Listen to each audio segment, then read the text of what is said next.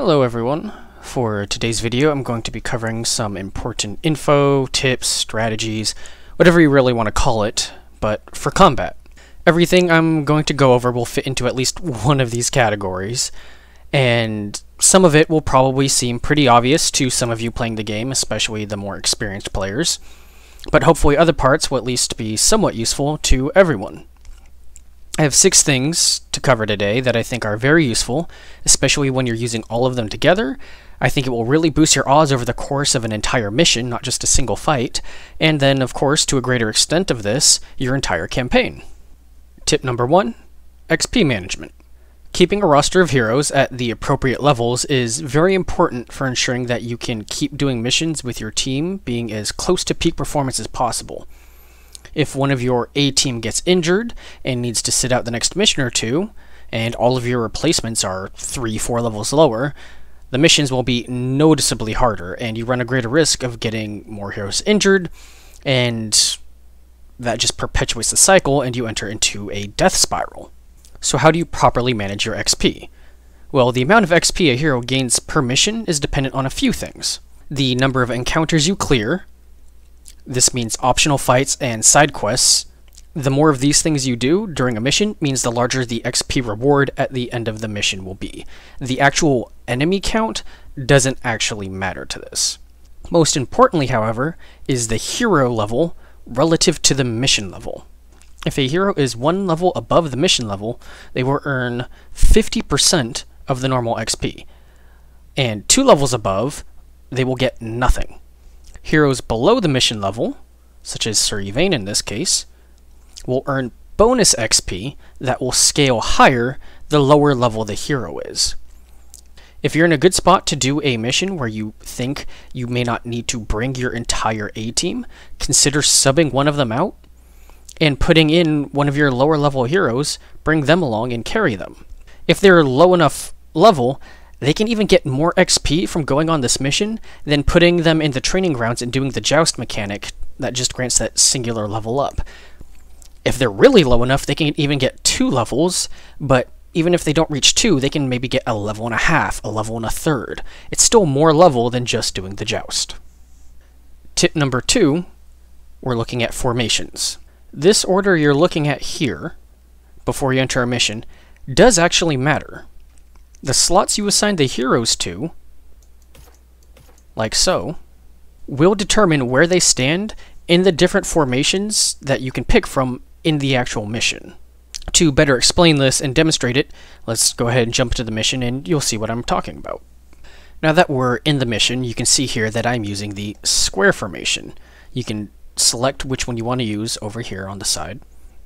With my hero order, you can see it here from top to bottom, descending order. This square formation places my slots 1 and 2 heroes, in this case my melee, in the front, and my slot 3 and 4 heroes, my ranged ones, in the back. I like this setup because it's fairly defensive, and it saves my melee the AP of having to run from the back row up to the front to engage in enemies or start shielding for my squishier ranged units. There are different formations to enter combat with depending on your own personal taste, and each one assigns each hero slot to the same position within the formation every time. So if I switch over to this sort of T formation, you will see they take these spots. If I start switching around to these other ones, and I go back, same spots every time. So if there is a formation you like, remember where the hero stands, or what hero slot stands where, and if you would like them to stand elsewhere, you would want to change their order before you go into a mission. For example, if you like this T formation, slot 2 places my Balin here in the center. Now for me personally, if I were to use this formation, I would want him on one of the wings. That way, when I move him forward into the next row, he can move with 1 AP forward instead of 2 AP for moving diagonally. That means I would want my Balin in either slot 3 or 4 for the left or right wing. Tip number 3, play patient and play defensive. there's going to be a lot of fights where you may be tempted to just immediately jump in, start getting attacks off right from the get-go. And for some fights, this can work and may even be optimal. But I found in my experience, a large majority of the fights, you will come out in much healthier conditions if you just play defensive, let them come to you, weaken them as they make their way to you, and then finish them off once they've gotten in close. You're conserving your AP on your melee units, and they're at much less risk of counterattacks because they're going to be close to the rest of your allies where they can help them, and less likely to get surrounded by the enemy's reinforcements. I understand there's sort of a compulsion to try and finish a fight as quickly as possible, but sometimes that isn't the most efficient way. Sometimes taking a couple extra turns to save yourself from a few extra hits can make all the difference. With the way this game works, there's sort of what I like to call a death spiral. If your heroes start to take damage in early fights, they are more likely to take even more damage in later fights. What I mean by this is, especially on higher difficulties, there's far more limited ways to recover your health and recover your armor. So, if you go into the last fight with very little armor, half HP, because you used up all your campfires and you're taking a bunch of hits from the fights, you're at a much higher risk to start taking vitality damage. And if you take vitality damage, your heroes have to sit in the hospice, they get injured and then have to sit in the cathedral, or they can just die. And then because of this, you don't want to risk your heroes dying if they do survive. You put them in the hospice, you put them in the cathedral, naturally, and then you have to bring in your beeline of heroes. And what happens when your beeline is much weaker, lower level, worse gear? Now all of a sudden you're performing suboptimally because all your good heroes are currently in the infirmary.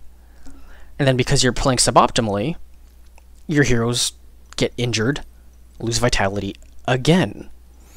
And this just perpetuates itself, and more of your heroes get more and more injured, lose more and more vitality, until eventually you just lose. So, by playing defensively and mitigating as much hits as possible, you will stretch out the usefulness of your heroes across more and more missions, and benefit your campaign overall.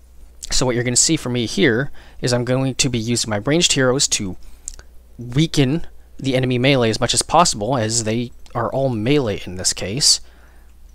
And by the time they get up to my own melee units, they'll be in such a weakened state they can be easily finished off.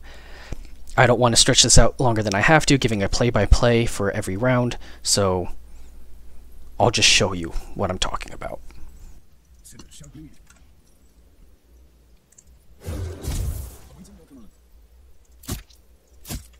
Ready.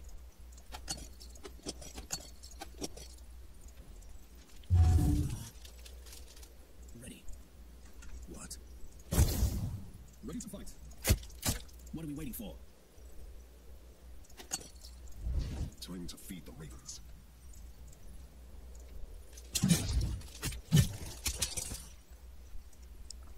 Alright, so immediately you can see 3 enemies got taken out before they even really got up to me. And now I'm in a good position to just unload on them. Blessings. What are we waiting for? I am ready. I serve the Lord. Ready to fight.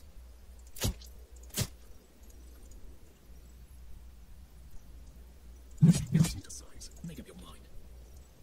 I believe in the I am here to serve. No mercy for the wicked. I am here to serve. Power and glory.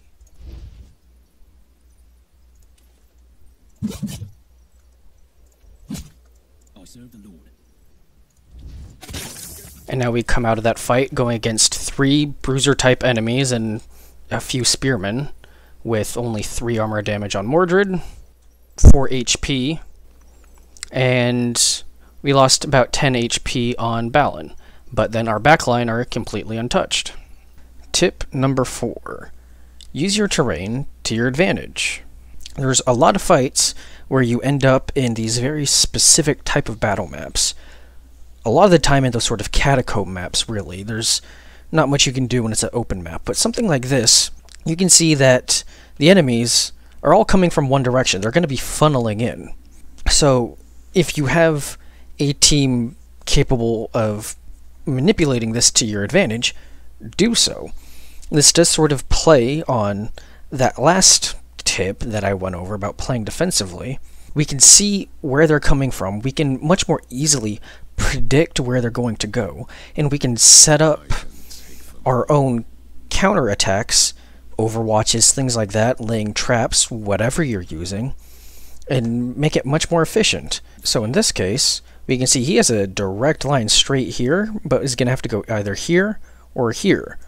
So either of these spots are perfect places to set a trap for Batlin. We also know that he's probably going to run straight forward for most of this, so we can put one there, guarantee that one hits him. And this one probably is going to either go this way or this way. So we do have a little bit of a 50-50. I'm going to bank on this one. So with the traps laid down, we have a pretty good predictable path where these guys are going to go. That really just leaves these guys farther in the back. They do seem to be out of reach. Oh, we can land a hit on him, so let's go ahead and do that. Ready to fight. Onwards. None can stand in And I don't think I even need to set an overwatch. With the slows they'll get from these bear traps, I don't think they'll even fully reach us.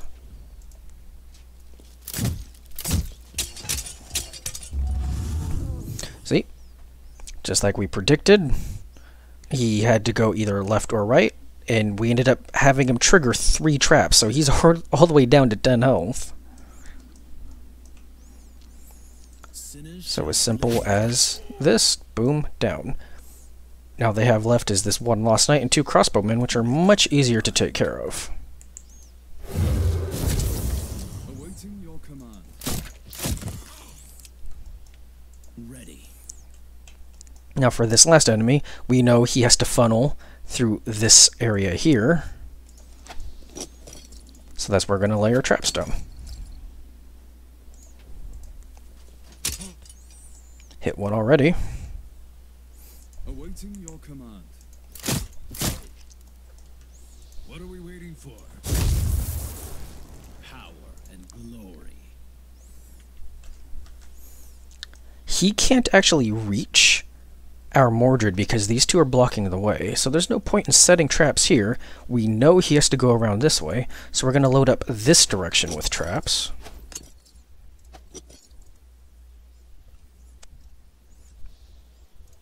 I am here to serve. Then we're actually going to move our heroes a bit. Blessings. Damn, threaded that needle. What are we waiting for?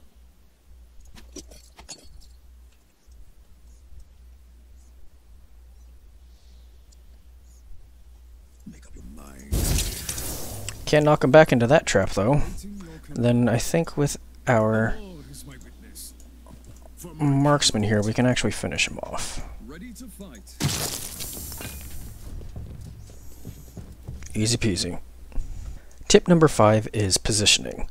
This next one is probably the most obvious one that I'm going to cover, but I'm going to anyways. Now, when I say positioning, I'm referring to setting up your characters in optimal ways to take the most advantage out of their skills as possible, while also keeping them as safe as relatively possible. This includes checking enemy movement ranges, and maybe having your heroes take a step back to ensure that they're not within the close range that would enable them to take more than one hit. You saw some of this during the last section. This also means setting up your defenders to draw on the brunt of the enemy attacks, whether they have taunt and it's on cooldown, or it's like Sir Mordred and they don't have taunt. And positioning your damage dealers to get as efficient kills as possible. Using this endgame mission here, I'm going to show off some of these positioning concepts. So the first thing I'm going to do is check their ranges, and we can see that these ranged units can most definitely target our party here, and I do know that the Summerborn has a charge move, so he can also most definitely cross this distance. The Autumn Breed has a pull move, so he can take a step forward and pull our Morgana in. And when she's pulled all the way up here, you can guarantee she's going to be a priority target for all of these units. So, with this in mind, I know that I need to take the appropriate counter actions to secure this position. One way to do this is through debuffs. For my forefathers. So many offerings. And now that I have dropped some debuffs down, I'm going to position Mordred into a much more forward-facing position to incentivize the enemy AI to prioritize him and target him. The AI does go for the softest targets possible within range, but if there isn't one within range, they will prioritize the closest unit. On lower difficulties, their priority on softer targets is decreased, and they do tend to prioritize just whatever is closest. So if you're not playing on like very hard, simply just moving a unit forward will find them drawing in far more attacks. So something like this should bring in pretty much all of the attention we want him to bring in.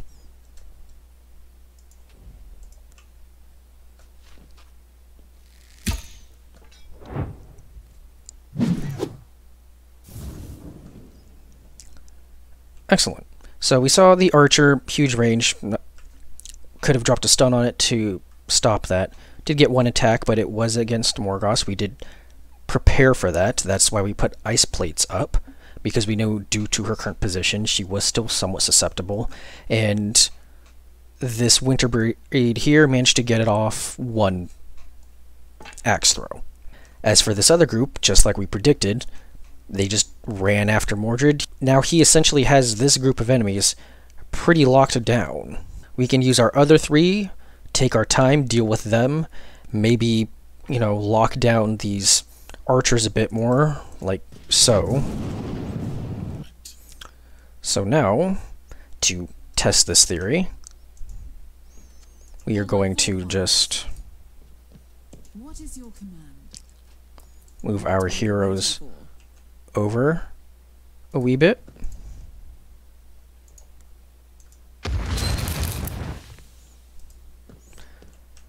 And let's see what happens.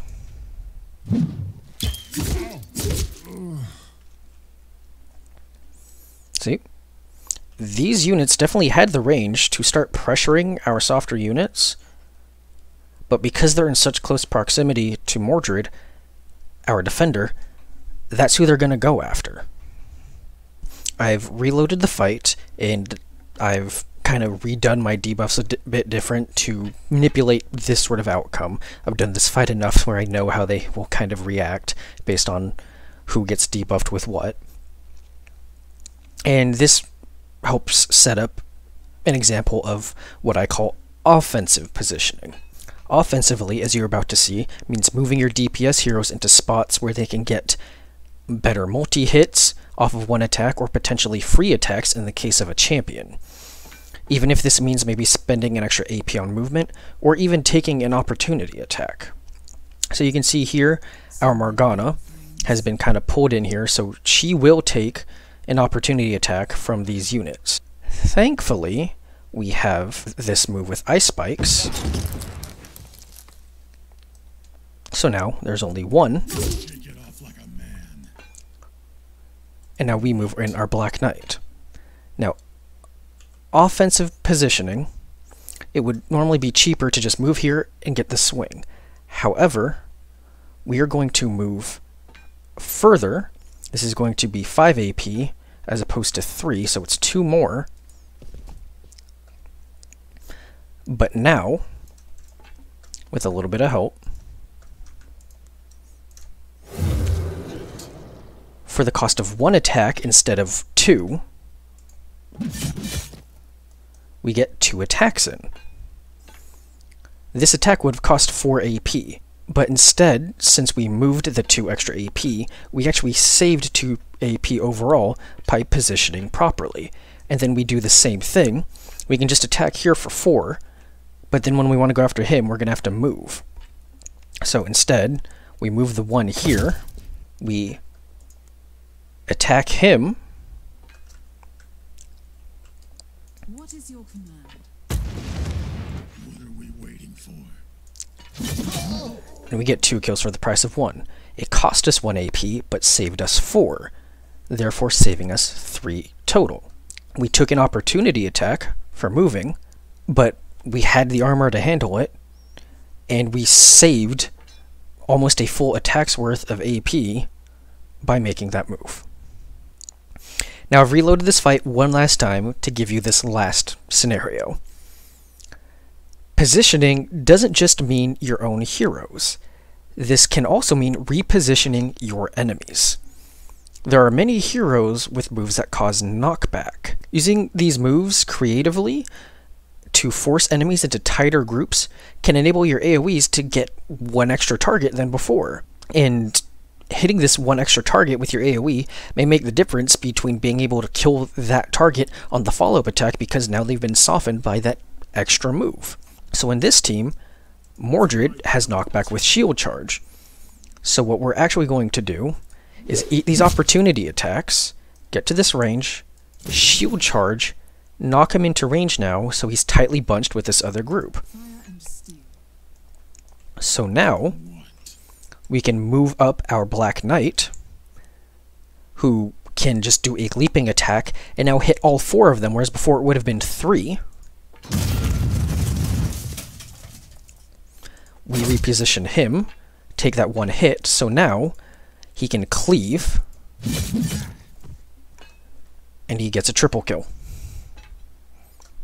Knockback is a great defensive maneuver to create space for your party, alleviate some pressure, but don't forget to think creative and remember that you can also use it offensively to try and set up these other maneuvers for your party and enable more multi-kills, more AoE efficiency, which can then in turn lead to getting extra kills for your other characters.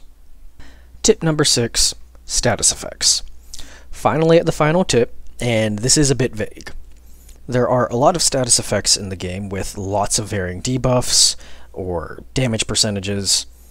There are also a lot of skills and gear that increase damage to targets suffering from specific status effects, such as extra damage against a burning target, against a poison target, against a slowed target.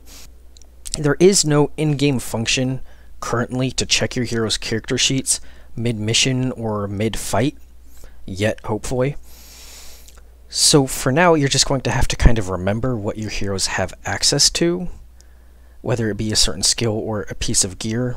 This is tedious and annoying, I know, but it's not super hard, especially over the course of multiple missions. You will just kind of passively internalize this sort of information. But doing so can quite literally mean the difference between killing an enemy or letting that enemy live through the round to then land hits on your party. For example, within this low-level party I have here, Ector has a skill that increases his damage by 20% to a hexed unit, and Yvain has a passive that increases his damage against a burning target by 20%. If we look at their damage against these targets, we can see that Yvain in 2 hits on average, as he would do 7 damage, right, cannot 2-tap this. Sinners shall bleed. Ector cannot 1-tap this. However, because we know that they have debuff and status effect synergy, we can put the slow on him, and now we have enough to kill him, and then some. For Yvain, we can Burning Arrow, and now our follow-up attack is a guaranteed kill. Status effects offer more than just whatever it is in a vacuum. There's a lot of gear and there's a lot of skills that synergize bonus damage off of targets affected by a specific type of status effect. And you can get some very noticeable damage boosts if you can remember these and play off of them. Now for those damaging statuses, such as burn, bleed, poison, the game will usually mark the HP bar with a little skull marker to indicate that the dot will kill the enemy on their turn. So you can save your AP and not waste an attack on what is essentially already a dead target. As you're playing, you'll sort of internalize and just begin to remember how much damage you can expect from the dot, even if it won't kill them. So then you can plan out who you want to hit that enemy and set them into that lethal range. So if you know that the fire dot is going to do 5 damage and the target has 9 health, well, there's no point in me sending Balin after them to hit them, because he'll just kill them. But I can send Mordred after them, who will do a lot less, do just enough to set them into that lethal range and let the burn kill them, and then Balin can save his AP to go kill someone else. It also means for targets that are farther away suffering from these damaging effects, if you can do the math, you can figure out it's going to take them X amount of turns at least to get to you. This dot will kill them before then. You can essentially just set it and forget it. I will go ahead and show you an example of this.